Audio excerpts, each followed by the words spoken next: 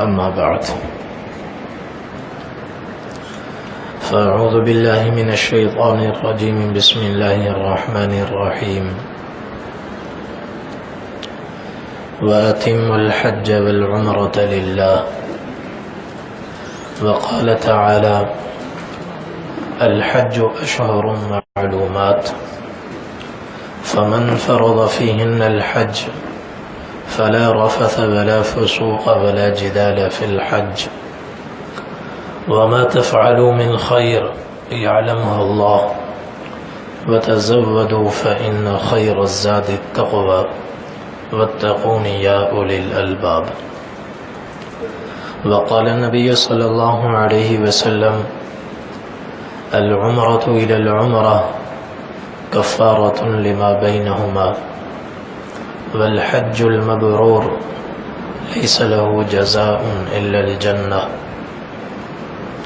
وقال عليه السلام من حج فلم يرفث ولم يفسق رجع كيوم ولدته أمه أو كما قال صلی اللہ علیہ وسلم.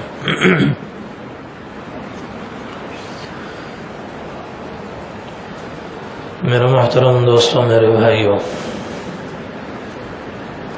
الحمدللہ گزشتہ سال کی طرح اس سال بھی 4 روزہ حج تربیتی پروگرام آج سے اور ابھی سے شروع ہو رہا ہے. آج انشاءاللہ آج کی نشست میں حج کے کچھ فضائل اور حج مبرور سے متعلق کچھ بنیادی باتیں، خاص طور پر ایسی باتیں جو اللہ تعالیٰ نے حج ہی کے ضمن میں ارشاد فرمائی ہیں، وہ آپ کی خدمت میں عرض کی جائیں گی.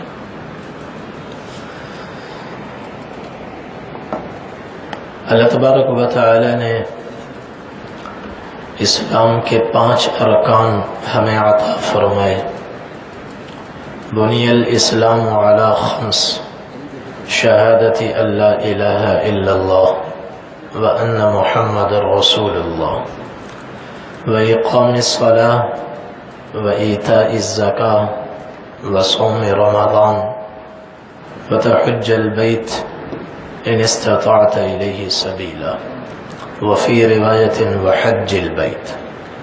کہ اسلام کی بنیاد 5 باتوں پر ہے: اللہ کی وحدانیت کی گواہی دینا اور اللہ کے نبی صلی اللہ علیہ وسلم کی نبوت اور رسالت کی گواہی دینا،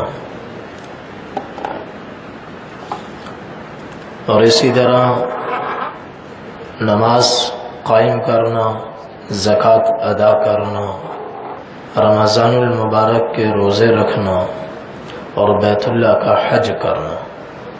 یہ 5 بنیادیں ہیں. اللہ تعالیٰ نے حج سن 6 ہجری میں یا سن 9 ہجری میں فرض فرمایا.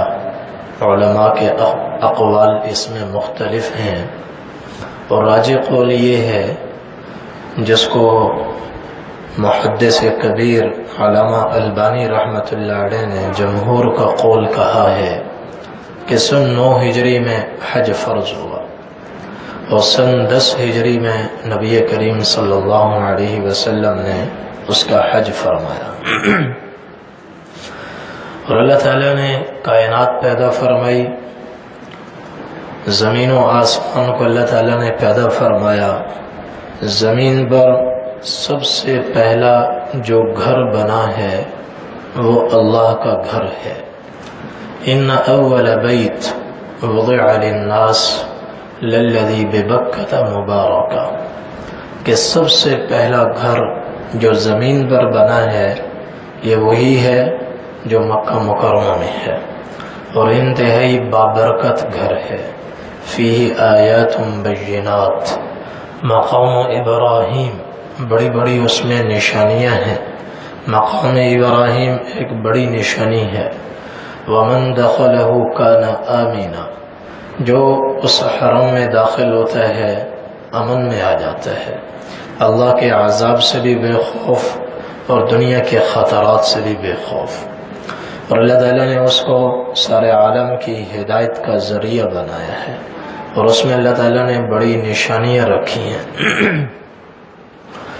تو پہلا گھر زمین کو اللہ تعالیٰ نے جب بچھایا، اولم یر الذین کفروا ان السماوات والارض کانتا رتقا ففتقناہما، کہ زمین و آسمان پہلے سے ملے ہوئے تھے، اللہ تعالیٰ نے ان کو جدا کیا، آسمان بنایا اور زمین اللہ تعالیٰ نے بنائی۔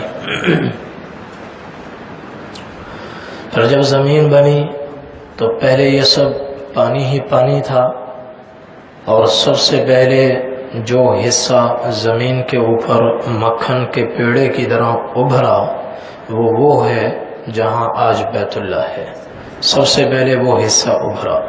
پھر اللہ تعالیٰ نے اس کو پھیلایا اور پوری زمین تیار ہوئی، اور جب زمین بن گئی تو پھر اللہ تعالیٰ نے آدم علیہ السلام کی تخلیق سے 2000 برس پہلے فرشتوں کو بھیجا، اور انہوں نے اللہ تعالیٰ کا گھر بنایا، اللہ کے گھر کی بنیاد رکھی اور گھر تعمیر ہوا۔ پھر آدم علیہ السلام کے زمانے میں آدم علیہ السلام تشریف لائے تو وقت کی آندھیاں چلیں، طوفان آئے اور زلزلے آئے، تو ان طوفانوں کی نظر عمارت ہو گئی، تو اللہ تعالیٰ نے آدم علیہ السلام سے اس کی دوبارہ تعمیر کروائی۔ دوسرے نمبر پر آدم علیہ السلام نے تعمیر کی، پھر شیس علیہ السلام نے اس کی بنیاد رکھی، اس کی تعمیر کی، اور پھر ہزاروں سال کے بعد حضرت ابراہیم علیہ السلام سے اللہ تعالیٰ نے اس کی تعمیر کروائی، اور پھر قوم عمالقہ نے اس کی تعمیر کی، پھر قبیلہ جرہم نے اس کی تعمیر کی، پھر قبیلہ قصی نے اس کی تعمیر کی، پھر قریش نے اس کو بنایا، اور پھر عبداللہ بن زبیر رضی اللہ عنہ نے بیت اللہ شریف کی عمارت بنائی، گھر بنایا، اور پھر حجاج بن یوسف نے بنایا۔ تو آج جو عمارت ہے یہ اسی پر کھڑی ہوئی ہے۔ اب پچھلے 1300 سال میں اسی کی تھوڑی بہت مرمت ہوتی رہتی ہے، بنیاد وہی ہے، عمارت وہی ہے جو حجاج بن یوسف نے بنائی۔ اللہ تعالیٰ نے حضرت ابراہیم علیہ السلام کو حکم دیا، وَعَهِدْنَا إِلَىٰ إِبْرَاهِيمَ وَإِسْمَاعِيلَ أَن طَهِّرَ بَيْتِيَ لِلطَّائِفِينَ وَالْعَاكِفِينَ وَالرُّكَّعِ السُّجُودِ، کہ میرے گھر کو بناؤ، اس کی صفائی کرو، اس کے بعد طواف کرنے والے آئیں گے، اور اس میں اعتکاف کرنے والے آئیں گے، قیام کرنے والے آئیں گے، رکوع سجدہ کرنے والے آئیں گے، ان کے لیے میرے گھر کو صاف کرو۔ تو ابراہیم علیہ السلام اور اسماعیل علیہ السلام دونوں نے مل کر اللہ تعالیٰ کے گھر کی تعمیر کی، اور گھر تیار ہو گیا۔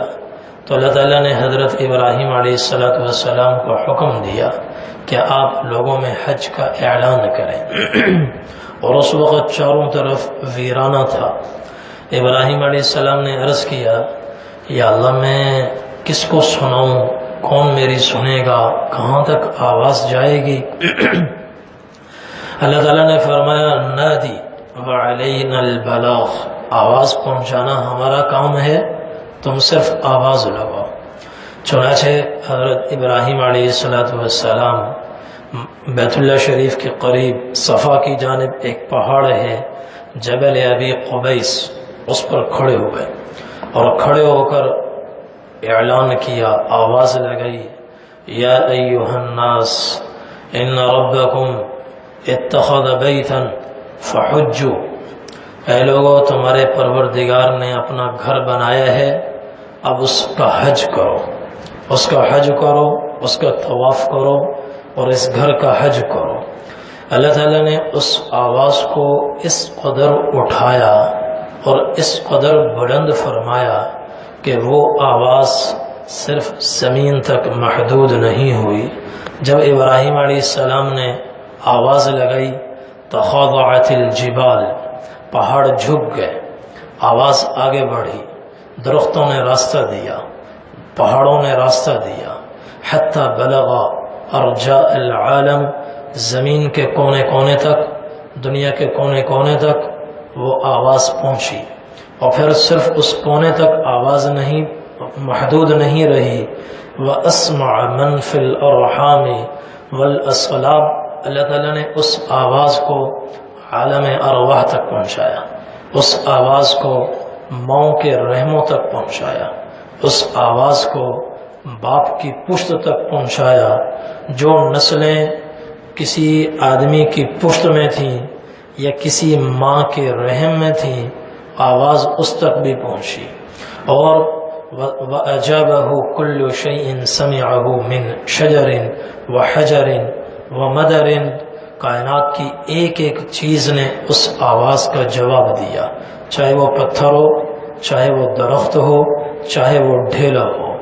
اور وَكُلُّ مَنْ كَتَبَ أَنْ يَحُجَّ، اور جس کے متعلق اللہ نے لکھ دیا قیامت تک وہ حج کرے گا، وہ اس وقت دھرتی پر موجود تھا یا اپنے باپ کی پشت میں تھا یا ماں کے رحم میں تھا یا ابھی عالم ارواح میں تھا، اللہ تعالیٰ نے وہ آواز ہر ایک کے کان میں پہنچائی، اور ہر اس شخص نے اس آواز کا جواب دیا جس نے دنیا میں اپنے وقت پر آ کر حج کرنا تھا۔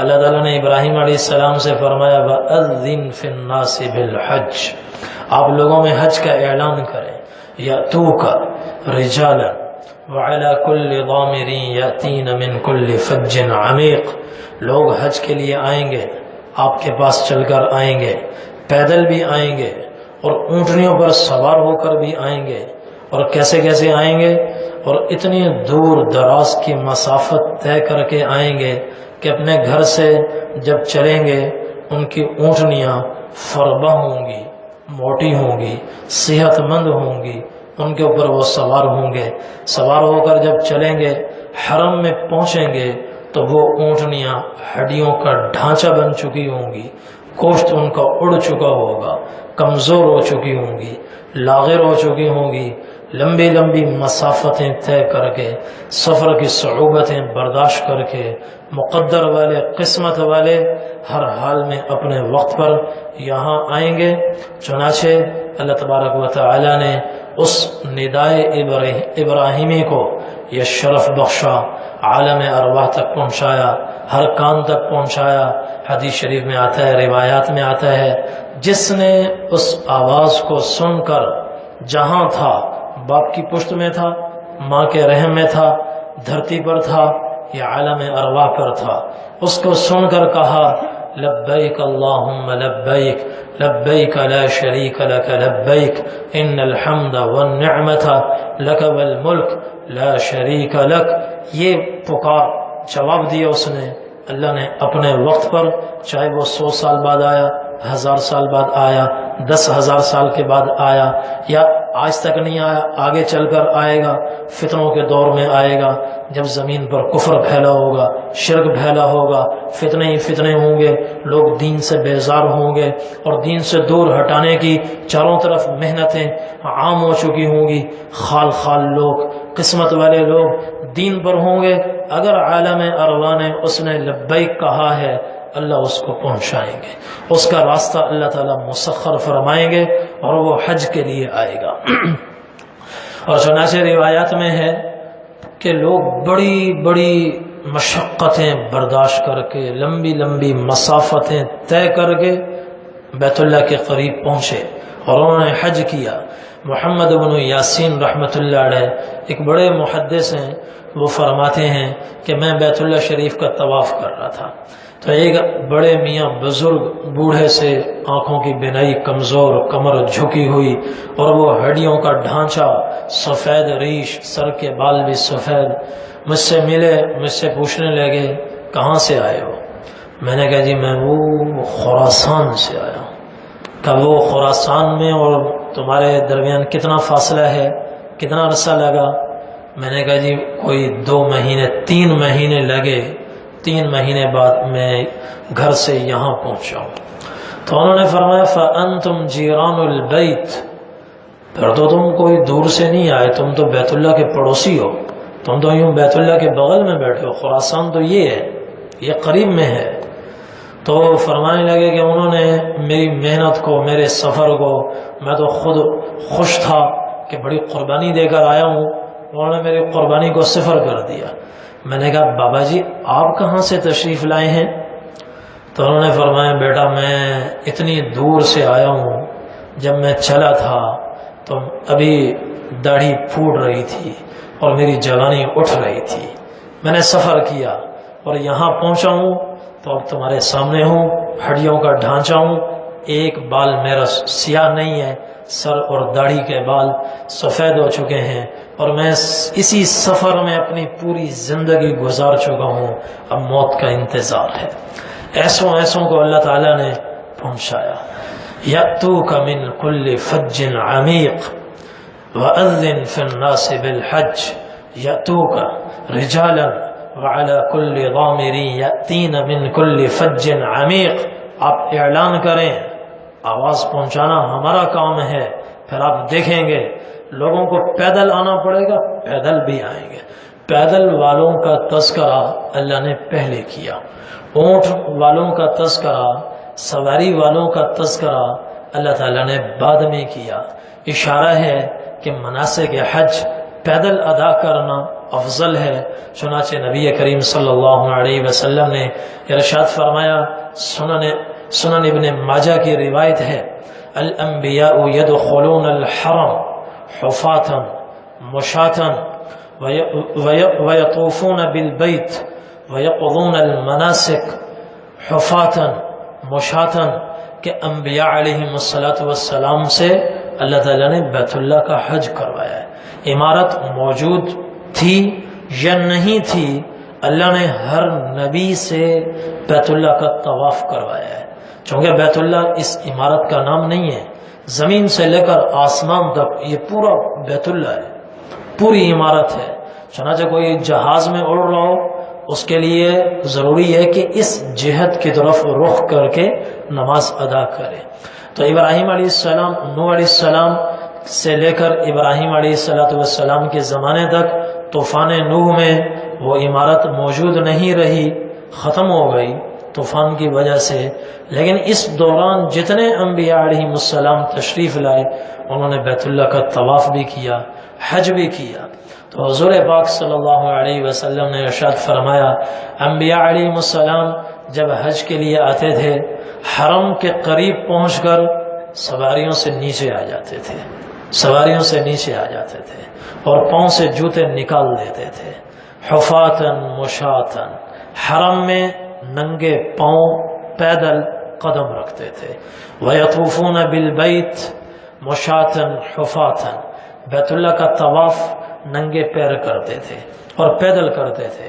وَيَقْضُونَ الْمَنَاسِكَ مُشَاتًا حُفَاتًا، اور بیت اللہ شریف اور حج کے تمام مناسک بھی پیدل ادا کیا کرتے تھے۔ پیدل ادا کرنا افضل ہے۔ اور ایک روایت میں آپ صلی اللہ علیہ وسلم نے فرمایا، بنی اسرائیل کے 7 لاکھ افراد حج کے لیے آئے، 7 لاکھ افراد انہوں نے حج کیا۔ اور حج کے لیے جب وہ اپنے اپنے علاقوں سے آئے تنعیم پہنچے۔ تنعیم حرم سے ملا ہوا ہے کہ ایک تنعیم وہ جگہ ہے کہ جہاں آدمی اس طرح بھی کھڑا ہو سکتا ہے، ایک قدم اس کا حل میں ہوگا، دوسرا قدم حرم میں ہوگا، بالکل حرم سے اس کا اگلا قدم حرم ہے۔ تو تنعیم میں پہنچ کر اپنے جوتے اتار کر وہیں رکھ دیتے اور ننگے پاؤں حرم میں آتے، حرم کے تقدس کی وجہ سے۔ اتنا بلند مقام ہے اور مرتبہ ہے۔ حضرت عبداللہ بن عباس رضی اللہ تعالیٰ عنہ بوڑھے ہو گئے، اپنی اولاد کو جمع کیا، بوڑھے ہو گئے اور بیمار ہو گئے اور نظر بھی کمزور پڑ گئی، تو اپنے بچوں سے کہا، بیٹو جوانی میں اللہ تعالیٰ نے طرح طرح کی نعمتیں عطا فرمائی تھیں، صحت عطا فرمائی، بنائی عطا فرمائی، ہمت عطا فرمائی اور طاقت عطا فرمائی، قوت عطا فرمائی، اب وہ چیزیں باقی نہیں ہیں، کسی چیز کے چلے جانے پہ مجھے افسوس نہیں ہے، اتنا افسوس نہیں ہے، افسوس ہے مگر اتنا نہیں ہے، آنکھ چلی گئی اتنا افسوس نہیں، طاقت قوت رخصت ہو گئی اتنا افسوس نہیں، صحت جواب دے گئی، اتنا افسوس نہیں جتنا اس بات کا افسوس ہے کہ میں نے پیدل حج کیوں نہیں کیا۔ اور پھر فرمایا میرے بیٹو تم پیدل حج کرنا، اس لیے کہ نبی کریم صلی اللہ علیہ وسلم نے ارشاد فرمایا، مستدرک حاکم کی روایت ہے، آپ صلی اللہ علیہ وسلم نے ارشاد فرمایا، من حج من مکہ ماشیا حتی یرجع الی مکہ، جس نے مکہ سے مکہ تک، حرم سے مکہ واپس آنے تک یہ پورا حج، مینا، عرفات، مزدلفہ، پھر مینا، پھر حرم، مکہ سے مکہ تک پورا حج پیدل کیا، کتب اللہ لہ بکل خطوۃ 700 حسنہ، ہر قدم پر اللہ تعالیٰ اس کو 700 نیکیاں عطا فرماتے ہیں۔ اور 700 نیکیاں بھی کون سی؟ عام نیکیاں نہیں، من حسنات کل حسنۃ من حسنات الحرم، ہر نیکی حرم کی نیکی، 700 حرم کی نیکیاں اللہ تعالیٰ اس کو عطا فرماتے ہیں۔ تو بیڑوں نے پوچھا حرم کی نیکی کیا ہے؟ فرمایا کل حسنۃ 100,000 حسنہ لکل حسنۃ 100,000 حسنہ، ہر نیکی 1,00,000 کے برابر، 1,00,000 کے برابر۔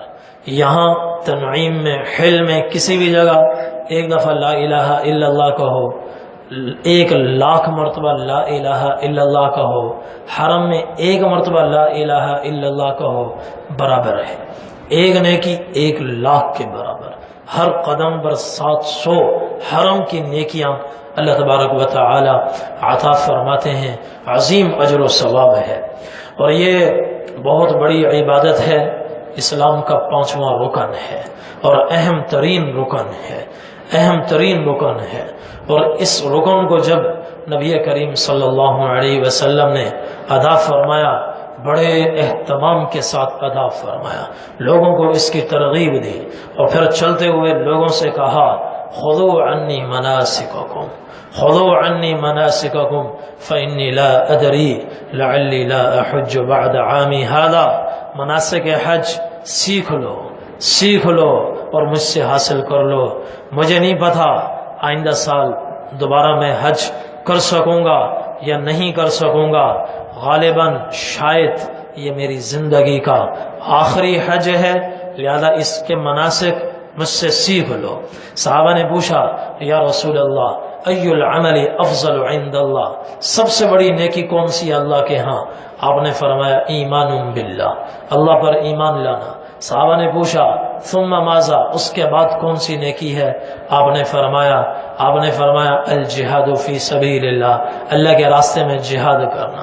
صحابہ نے پوچھا ثم ماذا، اس کے بعد تیسرے نمبر پر آپ نے فرمایا حج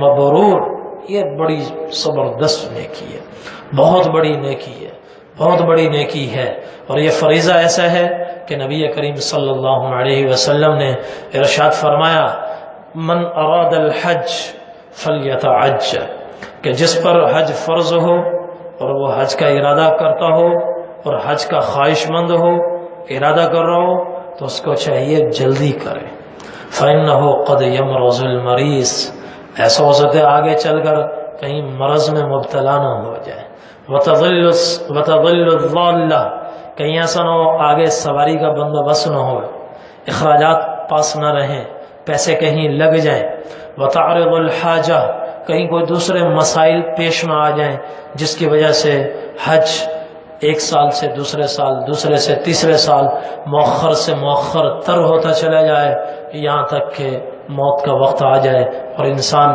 حج فرض ہونے کے باوجود بغیر حج کیے دنیا سے چلا جائے۔ اور نبی کریم صلی اللہ علیہ وسلم نے ایسی صورت میں بڑی سخت وعید ارشاد فرمائی من ملک زادا وراحلة تبلغه الى بیت اللہ فلم یحج فلا علیہ ان یموت یہودیا او نصرانیا، کہ جس کے پاس سواری کا انتظام ہو اور زاد راہ بھی اس کے پاس موجود ہو، سواری اس کو بیت اللہ تک پہنچا سکتی ہو، اتنے اسباب، وسائل، اخراجات، نان و نفقہ اس کے پاس موجود ہو، پھر بھی اس نے حج نہیں کیا اور مر گیا تو اس کی اللہ کو کوئی پرواہ نہیں، یہودی ہو کر مرے یا عیسائی ہو کر مرے، یہودی ہو کر مرے عیسائی ہو کر مرے، اللہ کو اس کی کوئی پرواہ نہیں ہے۔ تو بڑی سخت وعید ہے، سخت وعید ہے۔ جس پر حج فرض ہو اس کو فی الفور حج ادا کرنا چاہیے، اور مختلف ہیلوں بہانوں سے، ابھی کاروبار سیٹ نہیں ہوا، ابھی بچیوں کی شادی نہیں ہوئی، ابھی فلاں پلاٹ خریدنا ہے، ابھی پیسہ وہاں پھنسا ہوا ہے، وہاں لگا ہوا ہے، یہ دکان بن جائے، یہ فیکٹری بن جائے، اور یہ کاروبار ذرا سیٹ ہو جائے، بچیوں سے میں آزاد ہو جاؤں، اس کے بعد حج کروں۔ یہ ساری ذمہ داریاں اپنی جگہ، حج فرض ہونے کے بعد ذمہ داری سب سے بڑھ کر ہے، سب سے بڑھ کر ہے۔ ان مختلف خود ساختہ عوارض کی وجہ سے یا واقعی مسائل کی وجہ سے حج کو مؤخر نہیں کیا جا سکتا، مؤخر نہیں کیا جا سکتا۔ صحابہ نے عرض کیا، یا رسول اللہ ما یوجب الحج، ایسی کون سی چیز ہے جو حج کو واجب کر دیتی ہے، لازم کر دیتی ہے؟ آپ نے فرمایا دو چیزیں، الزاد والراحلہ، زاد والراحلہ، ایک زاد راہ اور دوسرا سواری کا انتظام۔ زاد راہ یعنی خرچہ، اپنا خرچہ بھی ہو، کرایہ بھی ہو، وہاں کا خرچہ بھی ہو، شادی شدہ ہے تو بیوی بچوں کا خرچہ بھی ہو، اور ماں باپ بوڑھے ہیں اور ان کا نفقہ بیٹے کے ذمے ہے، تو ماں باپ کا نان و نفقہ بھی اس کے پاس ہو، اتنا کچھ موجود ہو، سواری کا بندوبست ہو، راستہ پر امن ہو، تو اب اس پر حج کرنا فرض ہو گیا، حج اس پر لازم ہو گیا۔ تو یہ اہم ترین فریضہ ہے۔ پھر اللہ تعالیٰ فرماتے ہیں وَأَتِمُّ الْحَجَّ وَالْعُمْرَةَ لِلَّهِ، اور تیسرے جو بڑی نیکیاں آپ نے بیان فرمائی ہیں، تیسرے درجے میں آپ نے جس نیکی کو ذکر کیا ہے اس میں آپ نے فرمایا حج مبرور، حج مبرور، صرف حج نہیں فرمایا بلکہ فرمایا حج مبرور، حج مبرور۔ مبرور کا لفظ بر سے نکلا ہے، جس میں نیکیاں ہی نیکیاں ہوں اور اس میں کوئی گناہ نہ ہو، اس میں ریاکاری نہ ہو، اس میں سمعت نہ ہو، اس میں نفسانیت کا کوئی جذبہ نہ ہو، خالص اللہ کی رضا کے لیے ہو، یہ حج مبرور ہے، حج مبرور ہے۔ اور اس حج مبرور کی تفسیر خود نبی کریم صلی اللہ علیہ وسلم نے بھی بیان فرمائی، اور اللہ تعالیٰ نے قرآن کریم میں بھی بیان فرمائی کہ وہ کون سے اعمال ہیں جس کی وجہ سے حج میں جان پڑتی ہے، اور حج مبرور ہوتا ہے، اور حج وہ حج بنتا ہے جو انسان کی زندگی کے پچھلے تمام گناہوں کی بلند و بالا عمارتوں کو زمین بوس کر دیتا ہے، مسمار کر دیتا ہے، اس طرح مٹاتا ہے کہ لاکھوں کروڑوں گناہوں میں سے ایک گناہ بھی باقی نہیں رہتا، ایک گناہ بھی باقی نہیں رہتا۔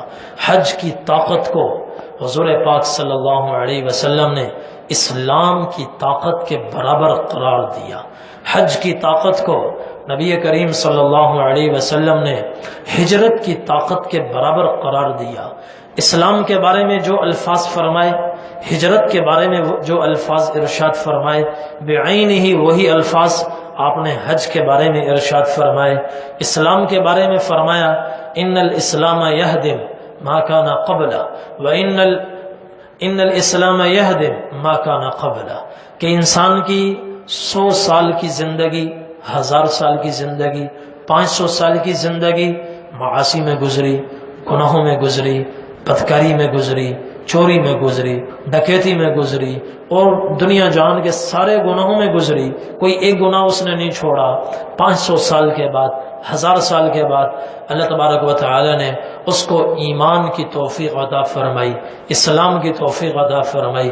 صدق دل سے اس نے کہا لا الہ الا اللہ محمد الرسول اللہ۔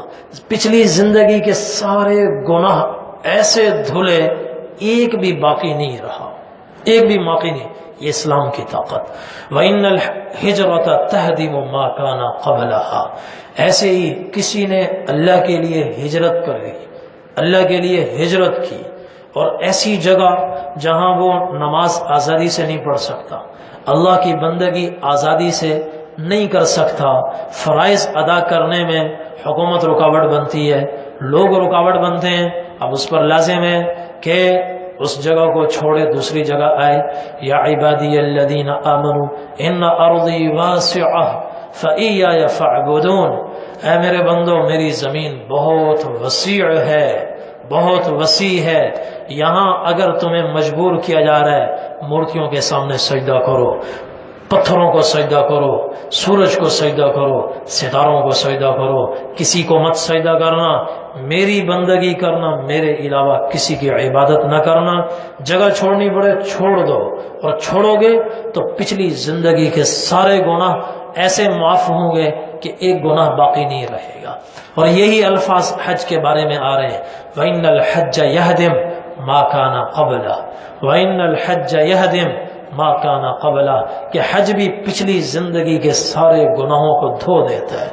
جتنی بلند و بالا عمارتیں ہوں، ایسا اسلام گناہوں کے لیے، اسلام، ہجرت اور حج ایسا طاقتور ہتھوڑا ہے کہ بڑی بڑی گناہ کی عمارتیں مسمار ہو جاتی ہیں، زمین بوس ہو جاتی ہیں، ایک گناہ باقی نہیں رہتا، ایک گناہ باقی نہیں رہتا. یہ حج کی طاقت ہے. چھوٹے گناہ بھی معاف ہوتے ہیں، بڑے گناہ بھی معاف ہوتے ہیں. نماز سے گناہ معاف ہوتے ہیں، دوسری تمام عبادات سے گناہ معاف ہوتے ہیں. ان الحسنات یذہبن السیئات. کوئی بھی نیکی کرو گے اس سے گناہ دھلیں گے، حتیٰ کہ وضو کرو گے گناہ دھلیں گے. مگر دوسری نیکیوں کے بارے میں یہ ہے، صغائر معاف ہوتے ہیں، کبائر نہیں ہوتے. اس کے لیے دو میں سے کسی ایک چیز کی ضرورت ہے. یا توبہ کر لے بندہ، یا اللہ تعالیٰ کا خاص فضل ہو جائے تو پھر سارے ہی معاف ہو جاتے ہیں. سب وضو سے بھی سب معاف ہو جائیں گے، اور نماز سے بھی سب معاف ہو جائیں گے. لیکن حج کے بارے میں، ہجرت کے بارے میں جمہور فقہا فرماتے ہیں صغائر بھی معاف، کبائر بھی معاف. چونکہ اس کو اسلام کے برابر آپ صلی اللہ علیہ وسلم نے ذکر فرمایا، اور ہجرت کے ساتھ اس کو ذکر فرمایا. صغائر بھی معاف، کبائر بھی معاف. مگر یہ حج کون سا ہے؟ وہ حج ہے جو سنت کے مطابق ہو اور جس میں اتمام ہو. اب قرآن کریم میں اللہ تعالیٰ حج کے بارے میں کیا فرما رہے ہیں؟ وَأَتِمُّ الْحَجَّ وَالْعُمْرَةَ لِلَّهِ. حج پورا کرو اور عمرہ بھی پورا کرو، ایک کام. دوسرا، اللہ کے لیے کرو، اللہ کے لیے کرو. حج کی فرضیت کے متعلق جو آیت آئی ہے، فرضیت کا ذکر بعد میں آ رہا ہے، وہاں اللہ تعالیٰ نے اپنا ذکر پہلے فرمایا. ارشاد فرمایا وَلِلَّهِ عَلَى النَّاسِ حِجُّ الْبَيْتِ. وَلِلَّهِ عَلَى النَّاسِ حِجُّ الْبَيْتِ. اللہ کے لیے لوگوں پر لازم ہے اللہ کے گھر کا حج کرنا. کس کے ذمہ؟ من استطاع الیہ سبیلا، جس میں استطاعت ہو. اللہ کے لیے، اس کو اللہ نے پہلے ذکر کیا کہ بیت اللہ کے لیے آ رہے ہو. وَأَتِمُّ الْحَجَّ وَالْعُمْرَةَ لِلَّهِ وَلِلَّهِ عَلَى النَّاسِ ادھر فرمایا، اور ادھر فرمایا وَأَتِمُّ الْحَجَّ وَالْعُمْرَةَ لِلَّهِ. حج کرو اللہ کے لیے، حج کرو اللہ کے لیے، عمرہ کرو اللہ کے لیے. کیا مطلب؟ اتمام ہو. دو چیزیں، ایک اتمام ہو اور ایک حج و عمرہ اللہ کے لیے ہو. اتمام کس سے ہوتا ہے؟ اتمام حج کے تمام مناسک ادا کرنے سے ہوتا ہے. عمرہ کیا ہے؟ عمرے میں طواف ہے، سعی ہے، احرام ہے، احرام طواف سعی. اتمام یہ ہے احرام بھی باندھو اور طواف بھی کرو، سعی بھی کرو. حج میں احرام ہے، طواف ہے، سعی ہے، وقوف منا ہے، وقوف عرفات ہے، پھر وقوف مزدلفہ ہے، پھر وقوف منا ہے، پھر رمی جمرات ہے. یہ سارے کام کرو، سارے کام کرو. یہ اتمام ہے. ایک درجہ. اتمام کا اگلا درجہ، پھر جو کام کرنا ہے آداب کے ساتھ کرو. صرف طواف کرنا کافی نہیں، طواف کرو آداب کے ساتھ. صرف احرام باندھنا کافی نہیں، احرام کے جو آداب ہیں ان کی بھی رعایت کرو. صرف مینا جانا کافی نہیں، مینا کے جو آداب ہیں جو ہم اگلی نشستوں میں انشاءاللہ ذکر کریں گے، ان آداب کی بھی رعایت کرو، سنتوں کی بھی رعایت کرو. دوسرا درجہ. تیسرا درجہ، کسی جنایت کا ارتکاب نہ کرو، کسی جنایت کا ارتکاب نہ کرو. وہ جنایات، خوشبو نہ لگاؤ، حالت احرام میں خوشبو نہ لگاؤ، سلے ہوئے کپڑے نہ پہنو، اور شکار نہ کرو، اور شکار کرنے والے کو راستہ مت بتاؤ، اشارہ نہ کرو، اور سر مت ڈھانپو، چہرہ مت ڈھانپو، اور پاؤں کی ہڈی جس جوتے سے چھپتی ہو وہ جوتا مت پہنو. یہ اس کے خلاف کرنا جنایت کہلاتا ہے، جرم کہلاتا ہے. اور یہ تو ظاہری جنایت ہیں، کچھ جنایت اور ہے.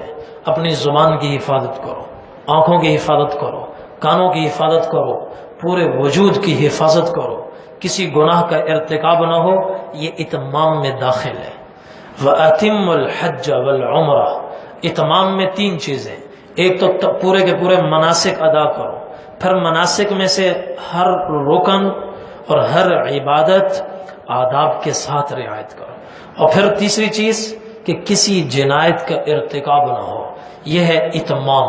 وَأَتِمُّ الْحَجَّ وَالْعُمْرَةَ. اگلا جملہ اللہ تعالیٰ فرما رہے ہیں للہ، اللہ کے لیے کرو، اللہ کے لیے کرو، اللہ کے لیے کرو. یہاں سے سوئے حرم جا رہے ہو احرام باندھ کر، وہاں کی اونچی اونچی عمارتیں دیکھنا مقصود نہ ہو، مارکیٹیں دیکھنا مقصود نہ ہو، خریداری کرنا مقصود نہ ہو. چلتے ہوئے پہلے سے فہرستیں مت بناؤ کہ وہاں سے یہ چیز خرید کر لانی ہے. دوست کسی کے آرڈر مت لو کہ وہاں سے میرے لیے کمبل لے کر آنا، میرے لیے فلاں جوسر مشین لے کر آنا. نہیں، وہاں خریداری کرنے نہیں جا رہے، وہاں للہ، اللہ کے لیے، اللہ کے لیے. نہ وہاں مقصد عمارت دیکھنا، نہ وہاں اعزہ اقربا سے ملاقات کرنا. چلتے چلتے یہ سارے کام ہو جائیں وہ ایک الگ بات.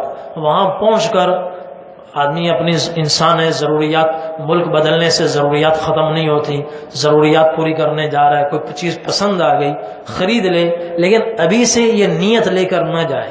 ابھی سے نیت، ابھی صرف ایک ہی نیت ہو، ہم اللہ کے لیے جا رہے ہیں، اللہ سے ملاقات کرنے جا رہے ہیں اور حج کرنے جا رہے ہیں.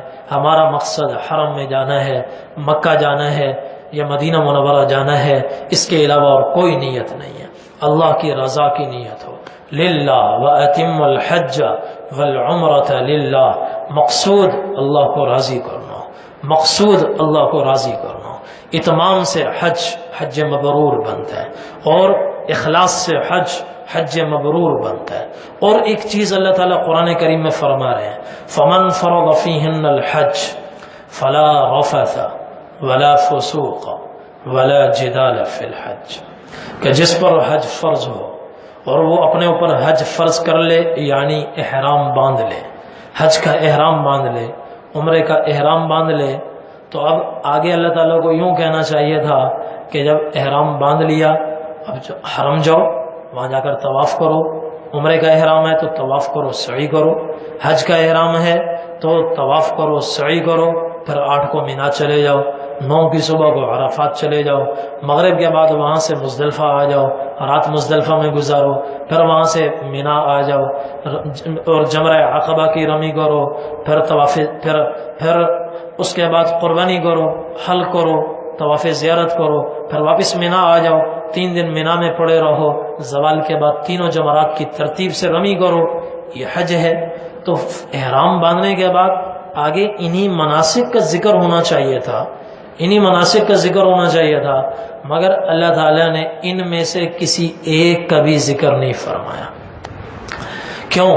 کہ یہ سارے مناسک ادا ہو ہی جاتے ہیں، ہر ایک کے ادا ہو جائیں گے. حتیٰ کہ احرام باندھنے کے بعد کوئی بے ہوش ہو گیا، قافلے والے اس کو کندھے پہ اٹھا لیں گے اور اس کو پورا حج اس کا کروائیں گے. نہ طواف فوت ہوگا، نہ سعی فوت ہوگی، نہ وقوف منا فوت ہوگا، نہ وقوف عرفات فوت ہوگا، نہ اس کا وقوف مزدلفہ نکلے گا، نہ رمی جمرات. سارے مناسک اس سے ادا ہوں گے کسی میں ٹھوکر نہیں کھائے گا۔ اللہ نے وہ چیزیں بیان فرمائی جہاں جہلا نہیں، علماء بھی ٹھوکر کھا جاتے ہیں۔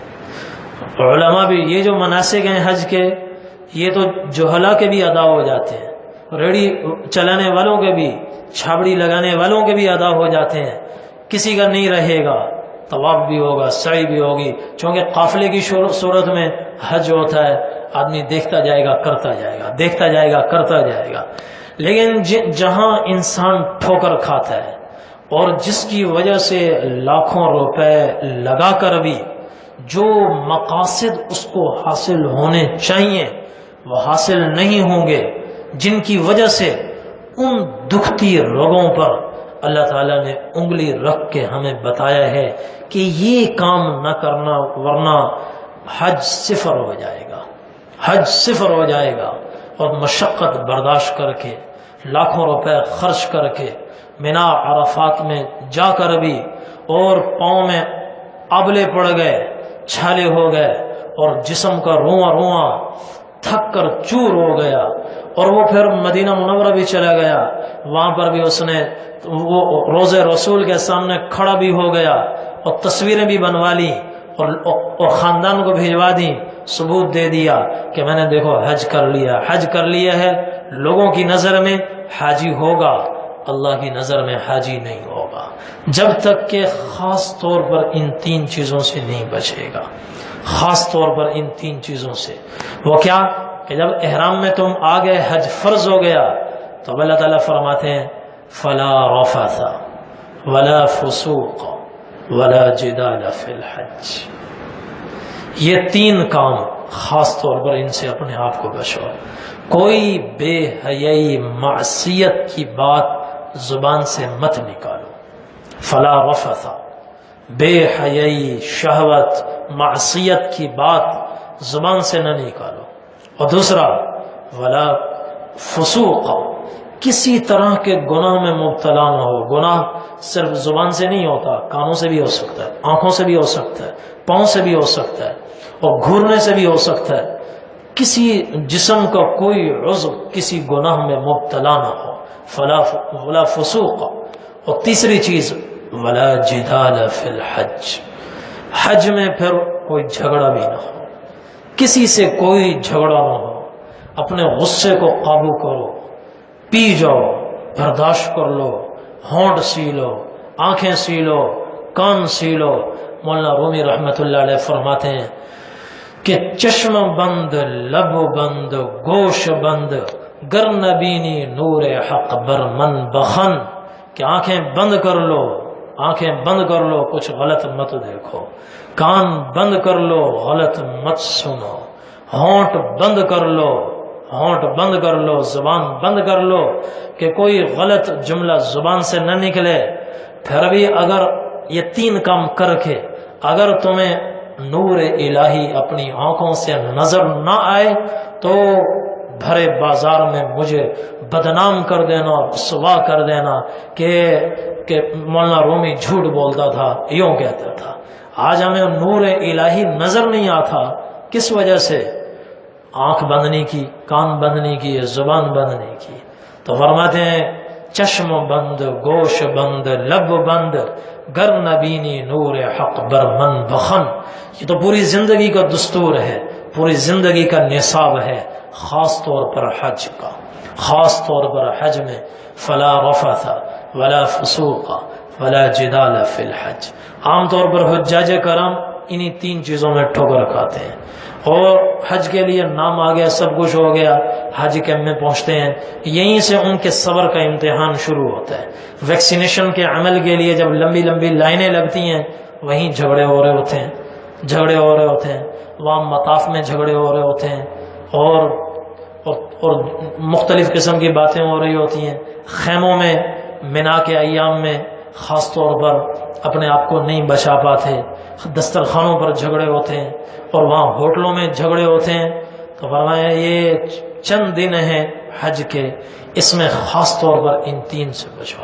جو ان تین سے بچے گا اس کے حج میں روح پیدا ہوگی، حج میں جان پیدا ہوگی، وہ حج مبرور بنے گا، حج مبرور بنے گا۔ ان تین سے خاص طور پر بچنے کی ضرورت ہے۔ اور جس کو اللہ تعالیٰ نے حج مبرور کی دولت عطا فرما دی، حج مبرور کی دولت عطا فرما دی، ایک تو وہ میں نے پہلے بتایا کہ پچھلی زندگی کے سارے گناہ اللہ تعالیٰ دھو دیں گے، ایک گناہ باقی نہیں ہوگا، نہ چھوٹا نہ بڑا، نہ چھوٹا نہ بڑا۔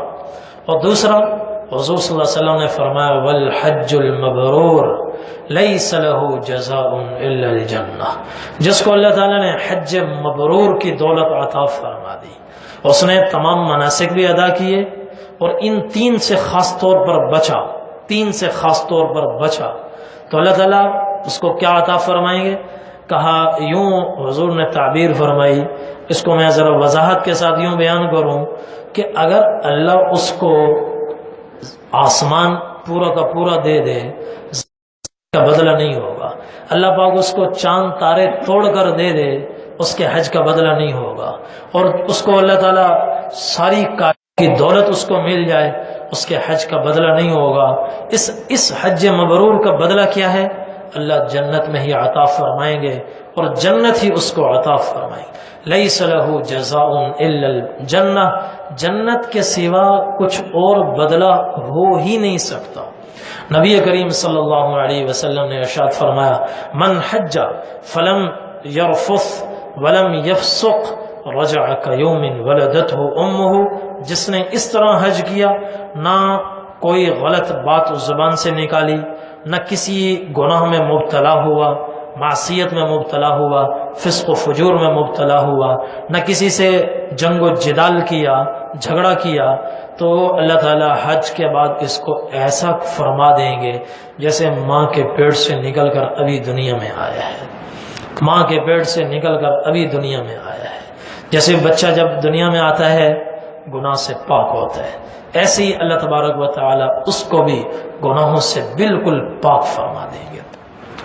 اور پھر قرآن یہ تین کام اتنی آسانی سے نہیں ہوتے، اس کے لیے ایک چیز کی ضرورت ہے، ایک خاص چیز کی ضرورت ہے، اس کو اللہ تعالیٰ ایک اور آیت میں بیان فرماتے ہیں، فرمایا وَتَزَوَّدُوا فَإِنَّ خَيْرَ الزَّادِ التَّقْوَى، کہ حجاج کرام جو کچھ لے کر جاتے ہیں، اب تو بہت کم لے کر جاتے ہیں، 50 سال پیچھے چلے جائیں تو پورے 2 مہینے کا راشن بھی ساتھ لے جاتے تھے، ٹرکوں کے ٹرک بھر کر لے جاتے تھے۔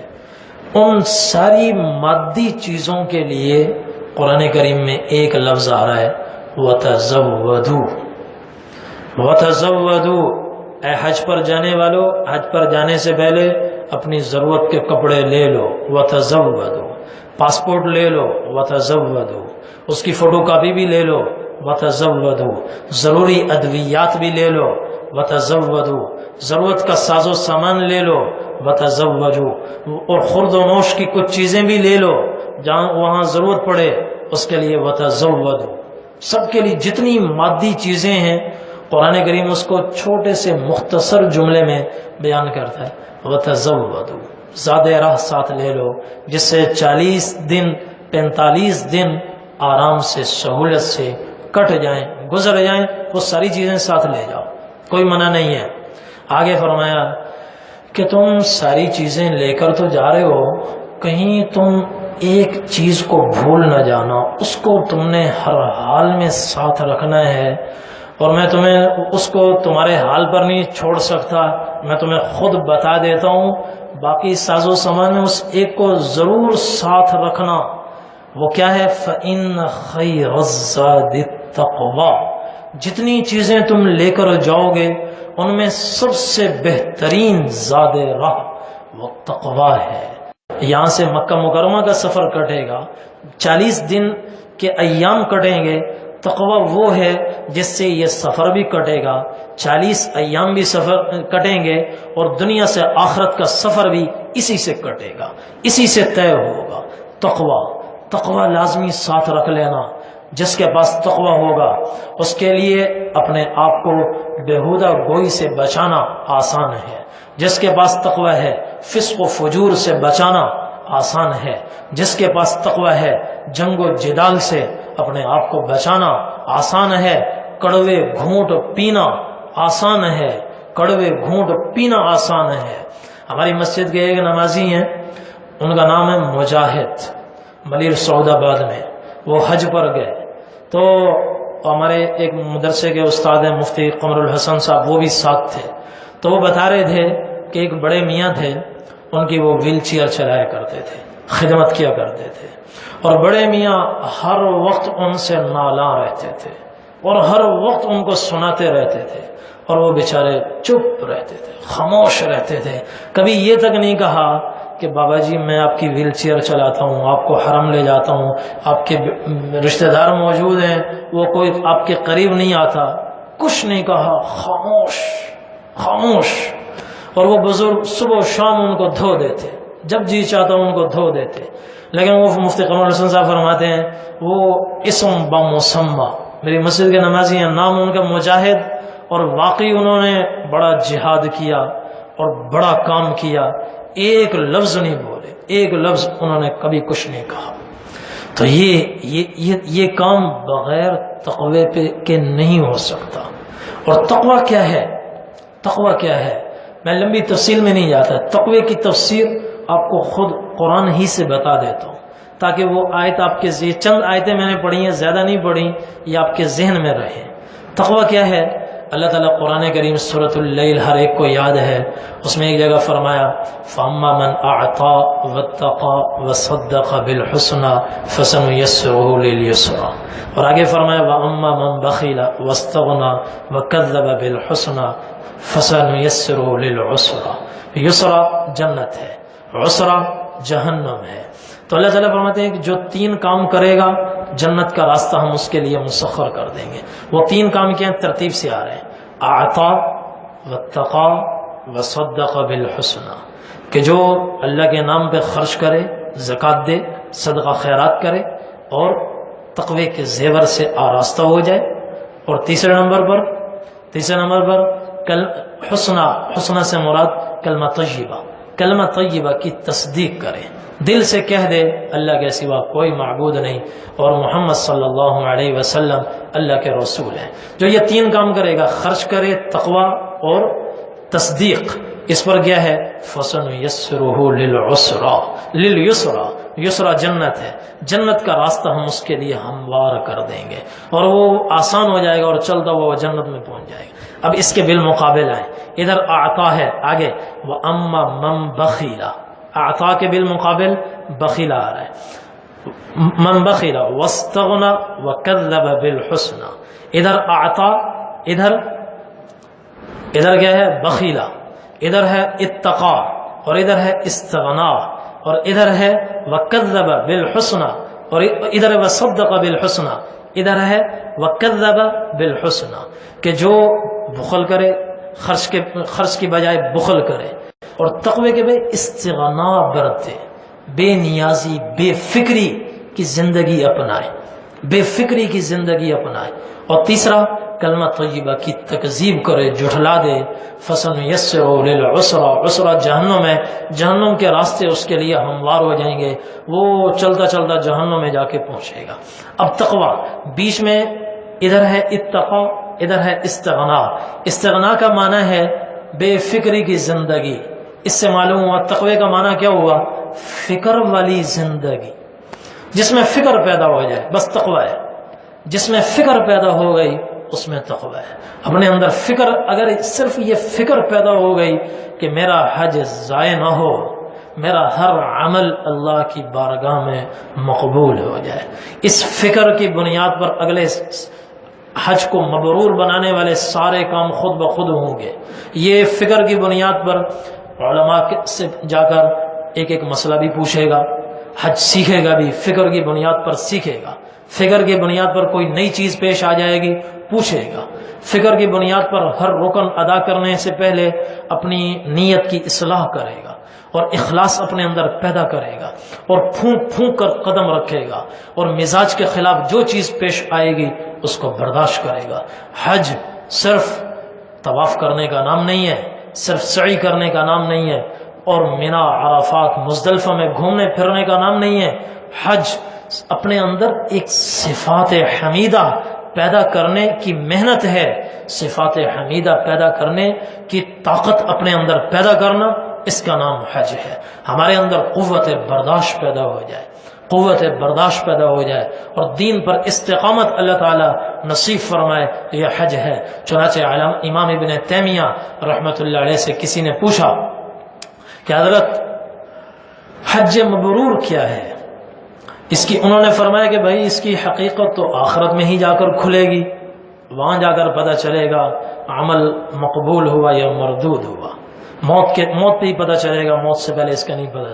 ہاں کچھ علامات ہیں، علامات کے ذریعے سے پتہ چل سکتا ہے اور اپنے دل کو انسان تسلی دے سکتا ہے کہ ہاں امید ہے اللہ کی بارگاہ میں میرا حج مقبول ہوا ہوگا۔ تو فرمایا ایک تو آداب کی رعایت کے ساتھ حج کرنا، اور حج مبرور کی ایک نشانی یہ ہے واپس آنے کے بعد زندگی پچھلی زندگی سے یکسر مختلف ہوتی ہے اور اس میں زبردست مثبت انقلاب آتا ہے۔ حج کی بدولت مثبت زبردست انقلاب آتا ہے اور رجوع الی اللہ بڑھ جاتا ہے۔ اگر مثبت انقلاب آئے تو آدمی کسی قدر خوش ہو سکتا ہے، اگرچہ ڈرتے رہنا چاہیے کہ کہیں رد نہ ہو جائے، اللہ سے ڈرتا بھی رہے اور کچھ امید بھی ہو کہ امید ہے انشاءاللہ اللہ کی بارگاہ میں یہ حج مقبول ہوگا۔ تو فلا رفث، ایک تین چیزیں، اتمام حج اور اخلاص، اور حج کے اندر خاص طور پر تین چیزوں سے اپنے آپ کو بچانا، اور ان تین کے لیے اپنے اندر تقوی پیدا کرنا۔ تقوی کا میں نے مفہوم بیان کیا، فکر پیدا کر لینا، دین کی فکر پیدا ہو جائے، بس سمجھ لو تقوی پیدا ہو گیا، تقوی پیدا ہو جائے، اور اسی فکر کی بدولت اللہ تعالیٰ تمام راستے آسان فرمائیں گے۔ تو یہ بہت بڑی دولت ہے اور بہت بڑی عبادت ہے۔ پچھلی زندگی کے سارے گناہ معاف ہو جاتے ہیں اور انسان اللہ سے ملاقات کے لیے جا رہا ہوتا ہے، اللہ سے ملاقات کے لیے جا رہا ہوتا ہے۔ جیسے حرم میں قدم رکھنے سے نیکیاں بڑھ جاتی ہیں، ایسے ہی حرم میں قدم رکھنے سے گناہوں کا وبال بھی بڑھ جاتا ہے۔ نبی کریم صلی اللہ علیہ وسلم نے ارشاد فرمایا ابغض الناس الی اللہ ثلاثہ، تین آدمیوں سے اللہ کو سخت نفرت ہے، اللہ کو نہیں بھاتے تین آدمیوں سے اللہ کو سخت نفرت ہے۔ کون کون سے؟ پہلا نمبر آ رہا ہے ملحد فی الحرم، جو حرم میں پہنچ کر بھی گناہ نہ چھوڑتا ہو۔ حرم میں گناہ کا مطلب صرف یہ نہیں ہے بد نظری کرنا، چوری کرنا، ڈاکہ ڈالنا، زنا کرنا، نماز چھوڑ دینا بڑا کبیرہ گناہ ہے، اور پھر الا عذر جماعت چھوڑ دینا بہت بڑا کبیرہ گناہ ہے۔ حضرت عبداللہ ابن ام مکتوم رضی اللہ تعالیٰ عنہ نابینا صحابی ہیں، صرف عشاء اور فجر کے لیے رخصت مانگی، یا رسول اللہ نابینا آدمی ہو، کوئی مسجد میں لانے والا نہیں ہوتا، اور نابینا آدمی ہو ٹھوکریں لگتی ہیں، اور رات کے وقت حشرات الارض بھی نکل آتے ہیں، کتے بلے بھی نکل آتے ہیں، ڈر ہے کہ کہیں کسی وجہ سے کوئی تکلیف نہ ہو جائے، مجھے اجازت ہے عشاء فجر گھر میں پڑھ لوں؟ آپ نے فرمایا اجازت ہے۔ پھر انہوں نے رخ موڑا، 2 قدم نہیں چلے، آپ نے دوبارہ روکا، فرمایا کہ بھائی سنو تمہیں آذان کی آواز آتی ہے؟ انہوں نے کہا جی یا رسول اللہ آذان کی آواز آتی۔ آپ نے فرمایا پھر کوئی رخصت نہیں ہے، ٹھوکر لگتی ہے لگ جائے، گرتے ہو گر جاؤ، مگر مسجد میں پہنچو، عشاء میں بھی پہنچو، فجر میں بھی پہنچو۔ آپ نے فرمایا ایک دفعہ نہیں کئی دفعہ میں نے سوچا، ایک آدمی سے کہوں لکڑیاں جمع کرے، دوسرے سے کہوں اقامت کہے اور نماز پڑھائے، پھر میں ان لوگوں کے گھروں کو جو گھروں میں نماز پڑھتے ہیں مسجد میں نہیں آتے، ان کے گھروں کو آگ لگا دوں، بس صرف پھر عورتوں کا خیال آتا ہے، بچوں کا خیال آتا ہے، جس کی وجہ سے میں اپنے اس ارادے کو عملی جامہ نہیں پہنا تھا، ورنہ جی چاہتا ہے ایسے لوگوں کے گھروں کو آگ لگا دوں۔ اتنا کبیرہ گناہ ہے، اور لوگ گھروں میں بیٹھ کر نماز پڑھ لیتے ہیں، حرم میں پہنچ کر حرم کی جماعت چھوڑ دیتے ہیں، تو یہ کبیرہ گناہ ہے۔ تو وہاں اپنے آپ کو گناہوں سے بچانا۔ حضور نے فرمایا 3 آدمیوں سے اللہ کو سخت نفرت۔ ایک کون ہے؟ ملحد فی الحرم، جو حرم میں پہنچ کر بھی گناہ نہ چھوڑے، اور اسی کو اللہ تعالیٰ 17ویں پارے میں بیان فرماتے ہیں وَمَن يُرِدْ فِيهِ بِإِلْحَادٍ بِظُلْمٍ نُذِقْهُ مِنْ عَذَابٍ أَلِيمٍ، کہ جو آدمی گناہ کا ارادہ بھی کرے گا حرم میں، ہم اس کو دردناک عذاب چکھائیں گے۔ ارادے پر بھی پکڑ آ رہی ہے، ارادہ، عزم، ارادہ، اس پر بھی پکڑ آ رہی ہے۔ تو حرم میں اپنے آپ کو گناہوں سے بچانا ضروری ہے۔ اور دوسرا فرمایا، دوسرا کون ہے؟ فَمُبْتَغٍ فِي الْإِسْلَامِ سُنَّةَ الْجَاهِلِيَّةِ، جس کو اللہ نے اسلام کی دولت عطا فرمائی اور رسول پاک صلی اللہ علیہ وسلم کا مبارک طریقہ اس کو معلوم ہے، پھر وہ جاہلیت کے طریقے ڈھونڈتا پھرتا ہے، جاہلیت کے طریقے ڈھونڈتا پھرتا ہے۔ اس کو معلوم ہے حضور صلی اللہ علیہ وسلم کھانا کیسے کھاتے تھے، پھر جہلا کے طریقے پر، یہود و نصارہ کے طریقے پر، کفار کے طریقے پر کھانا کھاتا ہے۔ اس کو معلوم ہے حضور کا لباس کیسا تھا، پھر وہ جاہلیت کے طریقے ڈھونڈتا ہے۔ تو ایسے آدمی کو سے بھی اللہ کو سخت نفرت ہے۔ اور تیسرا وَمُطَّلِبُ دَمِ امْرِئٍ مُسْلِمٍ بِغَيْرِ حَقٍ لِيُحْرِقَ دَمَهُ، اور وہ آدمی جو ناحق کسی مسلمان کا خون بہائے، وہ بھی اللہ تعالیٰ کے ہاں سخت قابل نفرت ہے، سخت قابل نفرت۔ تو حج کو مبرور بنانے کے لیے کرنے والے کاموں کی نسبت نہ کرنے والے کاموں سے بچنا ضروری ہے۔ کرنے والے کام چند ہیں، طواف زیادہ نہیں ہوتے، بے شک نہ ہو، جتنے آسانی کے ساتھ ہو سکتے ہیں ہونے چاہیے، بڑی فضیلت ہے، لیکن اپنے آپ کو گناہوں سے بچائیں۔ طواف دن میں ایک ہوتا ہے، ایک کریں، 5 ہوتے ہیں 5 کریں، اور اصل یہ ہے کہ اپنے آپ کو گناہوں سے بچائیں۔ فرائض کرنے والے کام تھوڑے سے ہیں، 5 وقت کی نماز ہے، طواف ہے، شروع میں حج تمتع میں ایک طواف ایک سعی عمرے کی ہے، پھر اس کے بعد حج کے طواف، حج کی سعی، اور یہ 5 دن کے 45 دن میں سے 5 دن تھوڑی مصروفیت کے آ رہے ہیں، یہ ہیں۔ باقی تو سارے کام نہ کرنے کے ہیں۔ کرنے والے کاموں میں طاقت لگتی ہے، توانائی لگتی ہے، نہ کرنے والے کاموں کو نہ کرنا کیا مشکل ہے۔ ایک آدمی سے کہو بھائی یہاں دوڑ لگاؤ، یا باہر وہ ٹرک آیا ہوا ہے اور بلاک مسجد میں رکھوانے ہیں، اٹھا کر یہاں لے آؤ، تو بیچارہ پسینہ پسینہ ہو جائے گا۔ اور ایک آدمی چل پھر رہا ہے، اس سے کہو بھائی بیٹھ جاؤ بیٹھ جاؤ، تو بیٹھنا تو آسان ہے، ہر آدمی بیٹھ سکتا ہے۔ تو کرنے والے کام اللہ نے تھوڑے دیے کہ، اور ہر ایک کی استطاعت کو اللہ نے سامنے رکھا ہے، استطاعت کے مطابق، اور اس میں بھی بڑی رخصتیں دی ہیں۔ جو چل کر طواف نہیں کر سکتا ویل چیئر پر کر لے، معذور ہے سعی ویل چیئر پر کر لے، مناسک حج ویل چیئر پر کر لے، سوار ہو کر لے، پیدل ہو کے کرنا کوئی ضروری نہیں ہے، لیکن گناہوں سے بچنا ضروری ہے۔ اور اس کی وجہ سے حج میں جان آتی ہے اور حج میں طاقت پیدا ہوتی ہے، اور یہ حج مبرور ہوتا ہے اور اللہ کے ہاں مقبول ہوتا ہے، اور اس سے پھر زندگی کے پچھلے سارے گناہ معاف ہوتے ہیں۔ پھر یہ حج وہ حج بنتا ہے کہ دنیا میں اس کا بدلہ دینا ناممکن ہو جاتا ہے، پھر اس کا بدلہ جنت کی صورت میں اللہ تبارک و تعالی اپنی شایان شان بہتر سے بہتر عطا فرماتے ہیں۔ تو یہ چند باتیں آج کی مجلس میں نے آپ حضرات کی خدمت میں عرض کی ہیں کہ ان کا استحضار ہو، ہر وقت ان کا استحضار ہو، خاص طور پر قرآن کریم کی یہ آیت فلا رفث ولا فسوق ولا جدال فی الحج، یہ آیت ایسی ہے جو میں ہر سال کہتا ہوں، یہ آیت ہمارے پاس ایک کارڈ پر لکھی ہونی چاہیے۔ اور جیسے بیمار لوگوں کو حکما بتاتے ہیں، اطباء بتاتے ہیں کہ یہ خوراکیں صبح دوپہر شام آپ کو 3 خوراکیں لینی ہوں گی، ایسے ہی کم از کم اس کارڈ کو دن میں 3 مرتبہ دیکھیں اور پڑھیں اور سمجھیں اور اپنے ذہنوں میں بٹھائیں کہ مجھے کوئی فحش گوئی نہیں کرنی، مجھے کسی گناہ میں مبتلا نہیں ہونا، اور مجھے ہر حال میں جھگڑے سے بچنا ہے، ہر حال میں جھگڑے سے بچنا ہے۔ مکتب کی طرف سے ملنے والے کھانے کی قربانی دینی پڑے، قربانی دے، کھانا پسند نہیں آ رہا چھوڑ دے، کچھ یہیں سے پیسے لے کر جائیں، اپنا کھانا کھا لیں، مگر جھگڑا نہ کریں، کسی سے بحث نہ کریں، جھگڑا نہ کریں۔ ان 3 سے خاص طور پر اپنے آپ کو بچائیں۔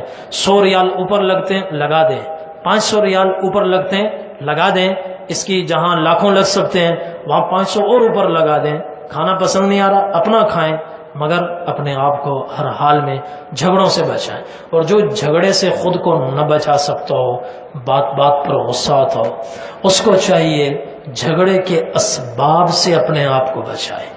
جھگڑے کے اسباب سے اپنے آپ کو بچائے کہ جہاں اس کو خطرہ ہو کہ یہاں اس معاملے میں پڑھنے سے مجھے غصہ آئے گا اور میں قابو نہیں رکھ سکوں گا، اس معاملے میں پڑے ہی نہیں. اور جس کو لگے کہ میں قریب بیت اللہ کے طواف کروں گا، وہاں دھکے ہوں گے اور میں پھر کسی سے بحث کروں گا، اس کو چاہیے اوپر چلا جائے، اوپر چلا جائے. لمبا طواف کر لے مگر وہاں جا کر جھگڑے نہ کرے. قدم قدم پر ایسے مواقع آتے ہیں کہ آدمی کو غصہ آتا ہے، برداشت کرنا مشکل ہوتا ہے. اور دوران طواف ایک آدمی کا قصور نہیں ہے، پیچھے سے کہیں سے دھکا آ رہا ہے اور آگے چلنے والے بعض بڑے مزاج کے نازک ہوتے ہیں، طواف قریب میں کرتے ہیں تو نازک مزاج لوگوں کو یہاں نہیں آنا چاہیے. وہ چلیں گے، اب دھکا کہیں سے آ رہا ہے اور کسی کی تعین بھی نہیں کی جا سکتی، تو یہ ساتھ بار بار موڑ کے دیکھیں گے، بار بار دیکھیں.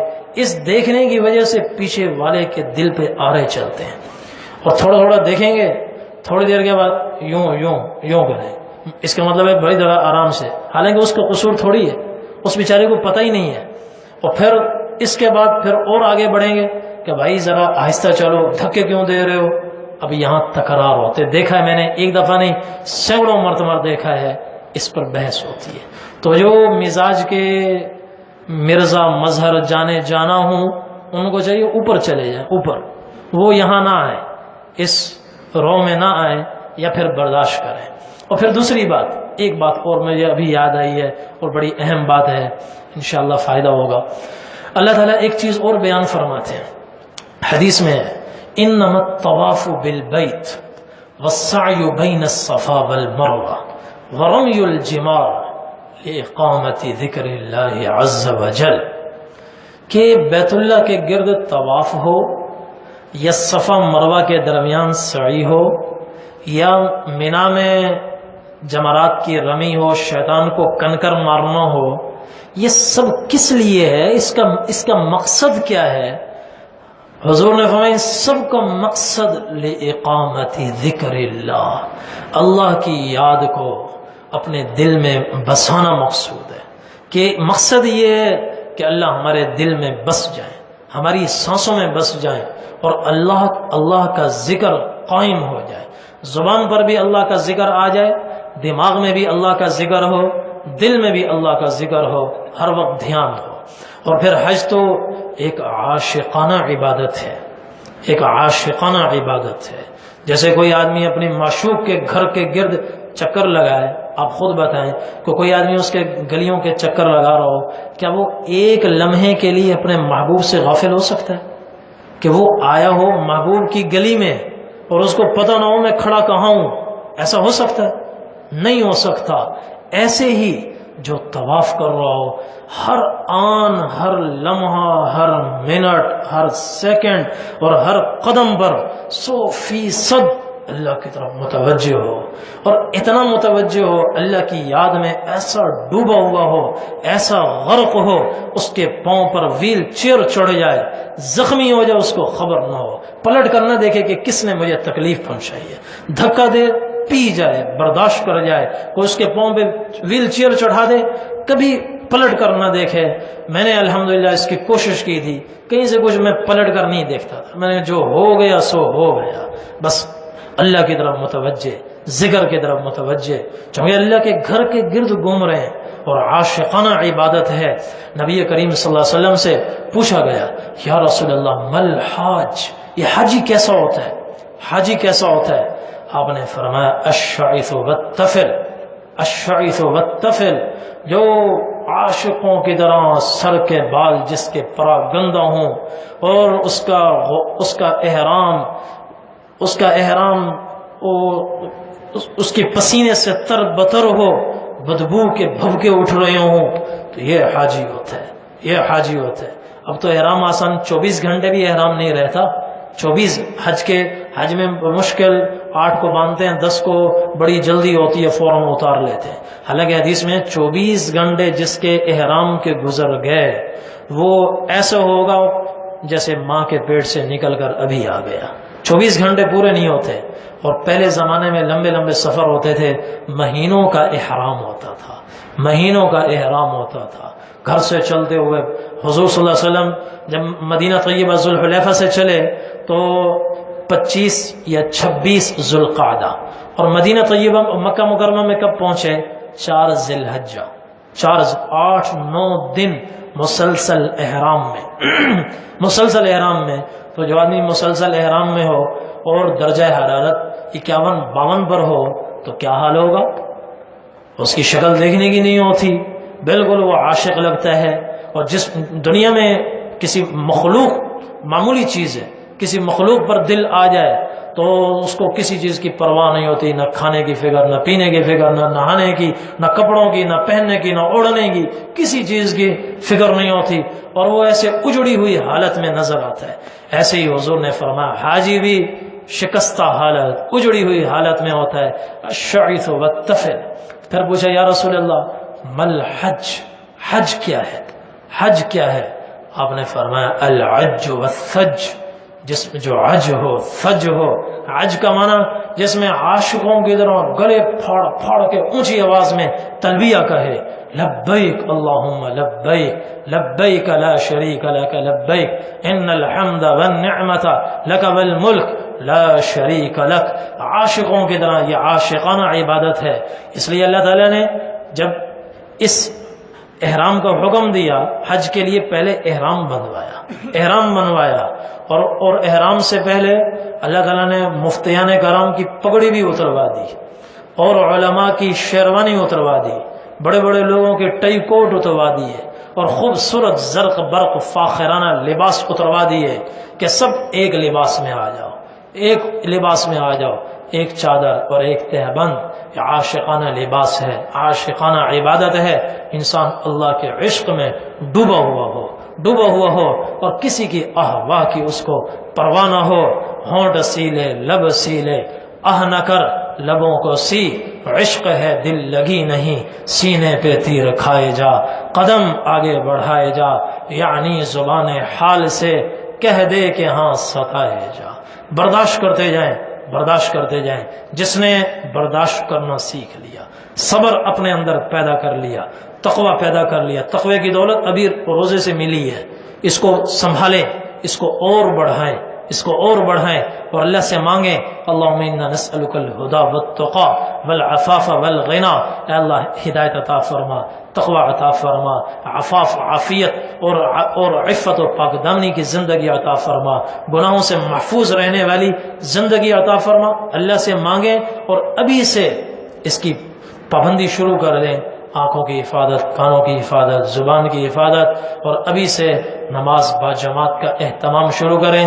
جن کے حقوق ادا کریں اور معافی تلافی کریں، اور جن کی کوئی رقم دینی ہو فوری طور پر اس کی رقم اس کو واپس کریں، حقوق ادا کر کے پھر اللہ سے مانگتے ہوئے حرم کی طرف جائیں، اور ایک مبارک دعا ہے اس کو ابھی سے پڑھنا شروع کریں۔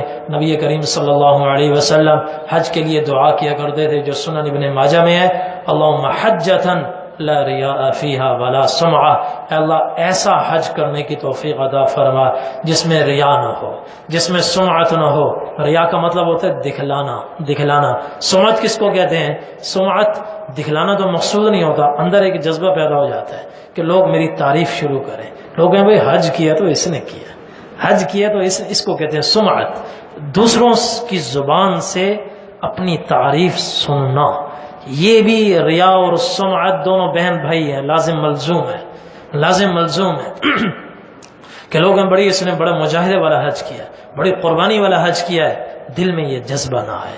ہر آن اٹھتے بیٹھتے صبح و شام ہر نماز کے بعد خاص طور پر یہ دعا کریں. نماز کے بعد کا وقت قبولیت کا وقت ہے اور آخری رات کا وقت قبولیت کا وقت ہے. ان اوقات میں اللہ سے مانگیں. اللہ تعالیٰ ایک تو فکر عطا فرمائے, تقوی عطا فرمائے, اور ایسا حج عطا فرمائے جس میں ریا و سمعت نہ ہو, اور ایسا حج عطا فرمائے جو حج مبرور ہو, ایسا حج عطا فرمائے جو جس کا بدلہ جنت ہی ہو, جنت سے کم کوئی چیز اس کا بدلہ نہ بن سکتی ہو, جو ہمیں گناہوں سے پوری طرح دھو دے اور ہماری پچھلی زندگی کی بلند و بالا گناہوں کی ساری عمارتوں کو مسمار کر دے, زمین کے برابر کر دے, زمین بوس کر دے. اللہ ایسا حج کی توفیق عطا فرمائے, اور وہ حج ان صفات سے بنے گا. اللہ تعالیٰ ہم سب کو توفیق عمل نصیب فرمائے. وآخر دعوانا الحمدللہ رب العالمین. اللهم لك الحمد كما أنت أهله فصل على محمد كما أنت أهله وفعل بنا ما أنت أهله فإنك أنت أهل التوبة وأهل المغفرة. ربنا آتنا في الدنيا حسنة وفي الآخرة حسنة وقنا عذاب النار وقنا عذاب النار. یا اللہ ہم سب کے صغیرہ کبیرہ گناہ معاف فرما. اے اللہ ہم سب کی لغزشوں کو خطاؤں کو معاف فرما. ہمارے یہاں بیٹھنے کو قبول فرما. اے اللہ کہنے اور سننے کو قبول فرما. اے اللہ ہم سب کو حج مبرور بار بار کرنے کی توفیق عطا فرما. حج مبرور بار بار کرنے کی توفیق عطا فرما. اے اللہ اے اللہ اے اللہ جو لوگ اس سال حج کے لیے جا رہے ہیں, اے اللہ ان کے حج کو مبرور بنا. ان کو رفث اور فسوق اور جدال اور ہر قسم کے عصیان اور نافرمانیوں سے اور جنگ و جدال سے, جھگڑوں سے بچنے کی توفیق عطا فرما. اے اللہ تمام مناسک حج کو ارکان اور آداب کی رعایت کے ساتھ ادا کرنے کی توفیق عطا فرما. اے اللہ دین و دنیا کی بھلائیاں عطا فرما. اے اللہ دین و دنیا کی بھلائیاں عطا فرما. جو ہمارے بہت سے بھائی ہیں جو کئی سالوں سے درخواستیں جمع کروا رہے ہیں اور ان کا نام نہیں آ رہا, اے اللہ ان کو بھی حج کی سعادت ادا کرنے کی توفیق عطا فرما, اور ان کا یا اللہ ان کی منزل کو آسان فرما. مقاصد میں ان کو کامیابی عطا فرما. تمام مقاصد حسنہ میں ہم سب کو کامیابی کی توفیق عطا فرما. ربنا تقبل منا انك انت السميع العليم وتب علينا يا مولانا انك انت التواب الرحيم. وصلى الله تعالى على خير خلقه محمد وعلى اله واصحابه واهل بيته اجمعين برحمتك يا ارحم الراحمين. کل بھی انشاءاللہ یہ نشست عشاء کی نماز کے بعد ہوگی اور اس میں عمرے کا طریقہ بیان کیا جائے گا, اور پرسوں کی نشست میں انشاءاللہ حج کا پورا طریقہ بیان کیا جائے گا, اور آخری نشست میں زیارات مکہ مکرمہ اور مدینہ منورہ کی زیارت اور آداب وغیرہ اس میں بیان کیے جائیں گے.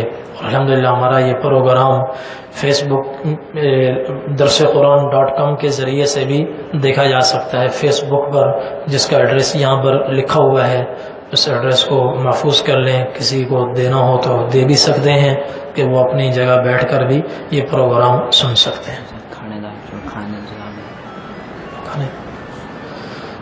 مسجد انتظامیہ کی طرف سے آپ حضرات کے لیے کھانے کا بھی انتظام کیا گیا ہے.